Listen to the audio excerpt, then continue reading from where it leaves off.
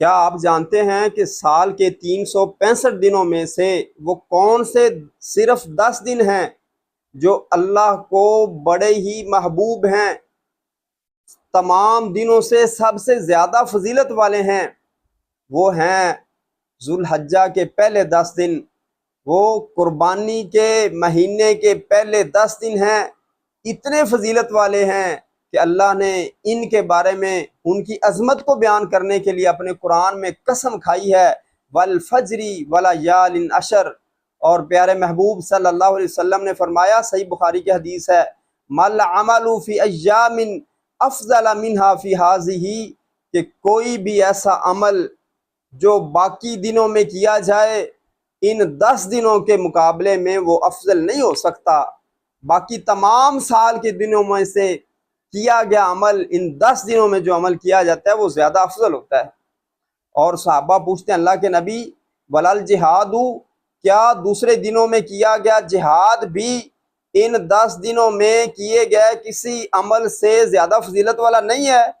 رسول اللہ صلی اللہ علیہ وسلم نے فرمایا، ولل جہاد، ہاں، نہ ہی جہاد ان 10 دنوں میں کیے گئے عمل سے زیادہ افضل ہے۔ اللہ اکبر، اتنی زیادہ فضیلت ان 10 دنوں کی۔ اور ابن القیم رحمہ اللہ، امام ابن تیمیہ رحمہ اللہ فرماتے ہیں کہ یہ جو 10 دن ہیں رمضان المبارک سے بھی زیادہ افضل ہیں، رمضان المبارک کے دنوں سے زیادہ افضل ترین یہ 10 دن ذو الحجہ کے ہیں۔ دن رات تلاوت کرتے ہیں، ذکر اذکار میں گزارتے ہیں سارا رمضان، ہم نیکیاں کرتے ہیں، صدقات خیرات کرتے ہیں، تہجد جو تراویح ہے وہ نہیں چھوڑتے ہم۔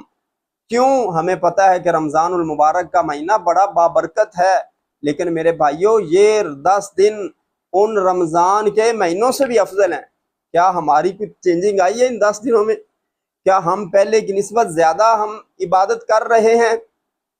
میرے بھائیوں، نبی صلی اللہ علیہ وسلم نے فرمایا، خاص ان دنوں میں اکثروا التحلیل والتحمید والتکبیرہ، اے میرے صحابہ جب یہ 10 دن آ جائیں ان میں تم لا الہ الا اللہ، اللہ اکبر، سبحان اللہ، الحمدللہ، ان تسبیحات کی کثرت کیا کرو، کثرت سے اللہ کو یاد کیا کرو، نوافل کی کثرت، صدقات خیرات کی کثرت۔